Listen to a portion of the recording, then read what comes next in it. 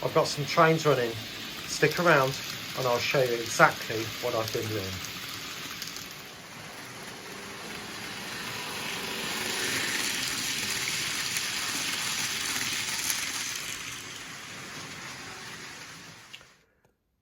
Well, good evening everyone and welcome back to Piccadilly.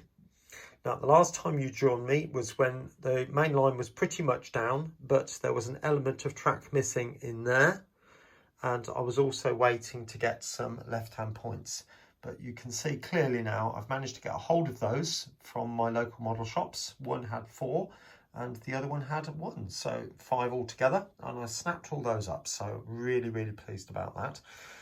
Now, although the track's by no means complete, I'm really itching to get something running. So let's start on the wiring. Now, just before we got onto the wiring, I was just checking my messages and somebody mentioned the fact that they didn't quite understand how the track was going to work. So I am standing on the outside of the layout. And if I show you the plan. Now, this line here, going around there like that, and then going down there, and obviously around there and behind that, that is the main line. Okay, obviously this is the line that goes up to the upper level and comes out down here. I'll explain that again in a minute. So from this side, this is that upper level track which I've just been discussing. Now I've removed the boards here, which is where that big complicated junction was, but I've, for the time being, left that line in because I can't do everything all at the one go.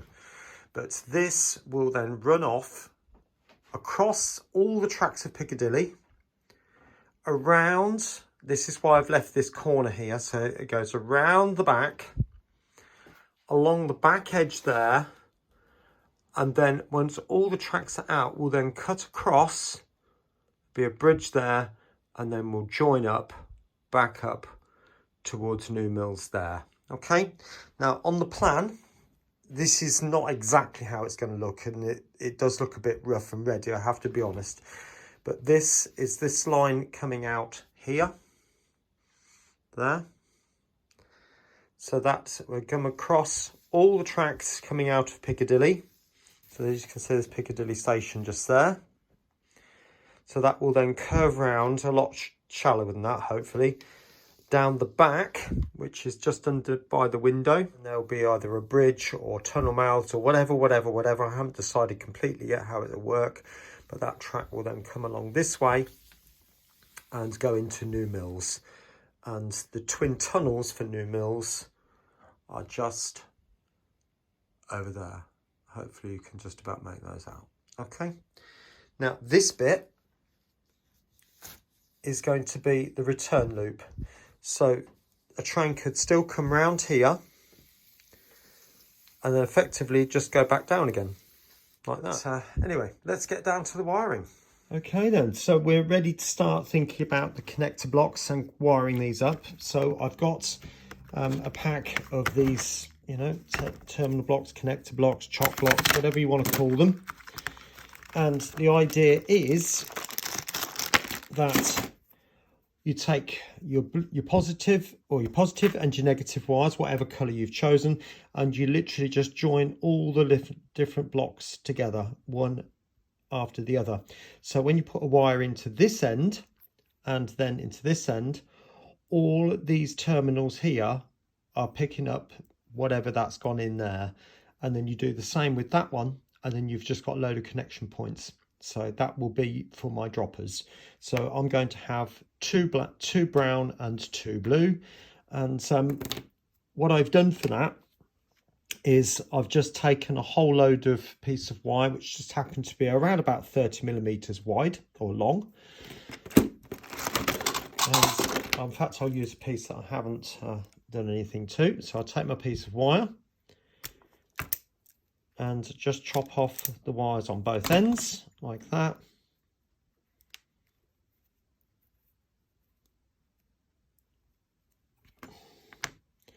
Fold your piece of wire in half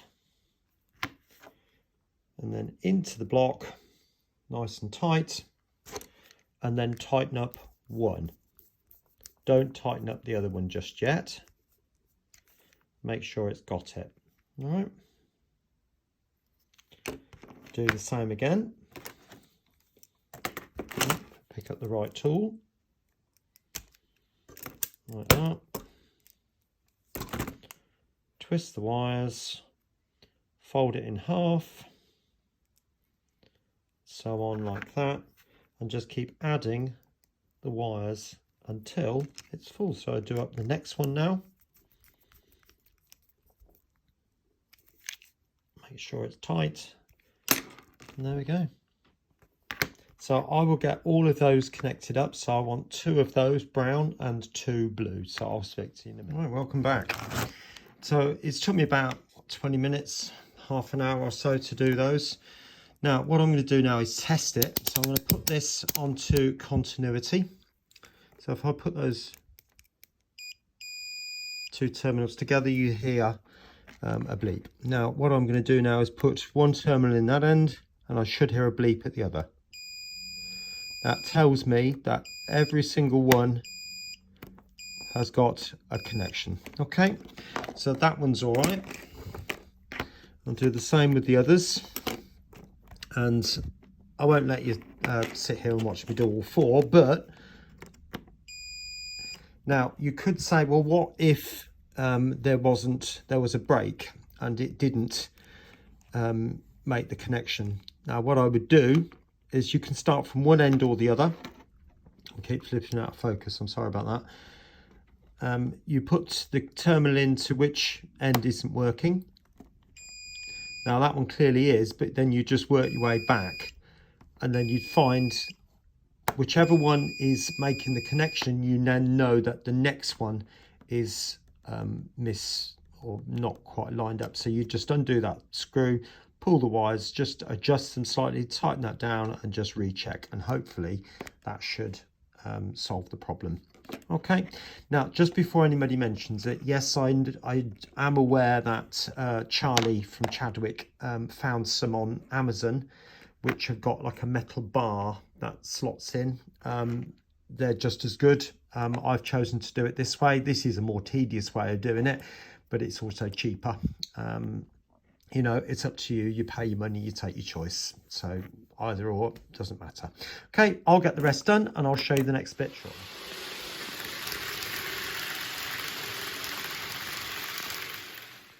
Right, hopefully you can just about make this out. So what I've done now is I've screwed these 2 connector blocks to the bottom of the baseboard. I'm not going to be lifting them unless I absolutely have to, because sliding the fish plates back and forth is only going to damage them. So forgive me, I'm going to fit it as if it's a permanent situation, but obviously needs must. Now, the other thing I haven't got, unfortunately, is any of those sticky things that you put onto here and then you put a cable tie through. So I would normally put a couple of those in there to tidy things up a bit. So until I get some more of those, we'll have to cope. But what I'm using to connect to the boards are these connectors that you have in cars. This is a 2-pin one, and that will then be connected obviously to the female one, which goes in there. There'll be another connector block in there, and then another one in this section over here. So all the wires will connect to each other. Okay, I hope that makes that clear, and I'll be on to the droppers very shortly. Right, next bit, I'm ready for the droppers now. So you could probably just about make out that I've put holes both sides of the track, and I've also just gone over with some flux, which is that stuff. It comes in all sorts of varieties, so you can just get that pretty much anywhere. And what I've done then is just put a very small dob of solder just on the side of the tracks, and I mean small. The bigger dollop you put on, it might interfere with the running. So you just want the little you can get away with, if you know what I'm saying. Don't want to see a big blob. And then I've got some droppers ready to go here. So these are just ready to be tinned. So again, I've put these ends of the wire into the flux, which is that tin there. And I'm going to now tin that, but I mean putting a little bit of solder on there. So when I melt the 2 parts of solder together, they will bond. Now, I always put my live on the outside, so I'm in the middle of the loop at the moment. So the live goes to the back, if you like, where I am at the minute. But you need to keep the same orientation on the track all the way around. If you're not sure, what I suggest, bear with me a moment, take a coach or a wagon of some description or another, and then put some tape on the side of the coach to represent which bit it is. So in my case, if I just move that up to the wire, I would put blue on this side of the coach and I would put brown on that side of the coach, and then just wheel it round. And that way you'll know which way round the tracks should go. Okay, hope that helps, and I'll catch you once it's all attached. Oh, by the way, I'm just going to then attach those wires. I've got two sets of wires coming down here, so I'm going to put both sets of wires into a single connector block, and there'll be two wires going off to the main chop block. All right, I'll speak to you in a minute.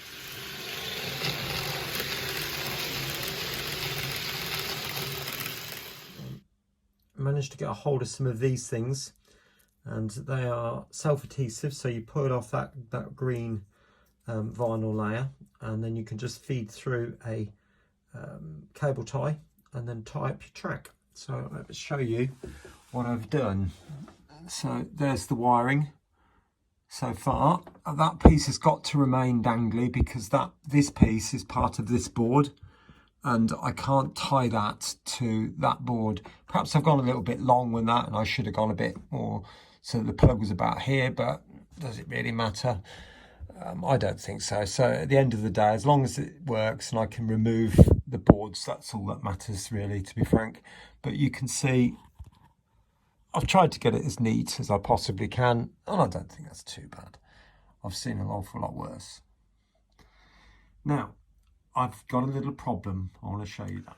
Well, the first of these problems was with these crossovers, and it's the same one with the one the other side, because these are designed for use on DC and designed to have metal fish plates at both of those points there. But I am running DCC, as you know, and the problem being is that with DCC you have to insulate the frog. Now, I would do that even on the insole frog points, because if you notice, if I take you in close, that's the frog there, and there is a very small gap between the two ends of the wire. But if you've got a wheel coming over there, it doesn't take much to realise actually it's going to catch the other side. Therefore, it causes a problem. Now, I'm not getting that, but what I am getting is the fact that this part was connected to this bit, and this bit was connected to this bit. But that meant, though, there was no power, so I put droppers in here and here, thinking that would be sufficient. But in actual fact, I'm only powering half the track. So I'm only powering this line and this line. What I'm not powering in is the opposites. I hope that makes sense. So what I've had to do is to wire up, put a wire which goes from one side to the other and from there to there. Now, that looks awful. I know that, but I think once it's been painted brown and weathered up, and you won't notice it so much. I'll do something with it and make it work. So don't worry. I am aware it looks awful, but it will work. Okay. Now, the other problem I had was with this track. I got this one working and working very well, generally speaking, apart from the Pendolino is slightly playing up again. That's what it does. But this track here was dead, and I couldn't quite understand why. So I went underneath the board with the multimeter and checked off all my main contact points, and there was power going to all of them. But what I did do was, when I removed this board here, I did rip out quite a lot of track here, as you can appreciate.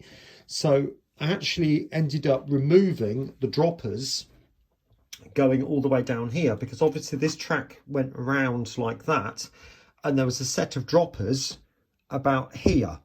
But as I pulled the track up, I removed the droppers. There aren't any droppers on that section down there. Perhaps a little bit naively, I could put them in, but as it's all scenic up, I don't really want to mess it up. So I'm going to leave it. I've put droppers in here now. I'll just move the treatment train out of the way.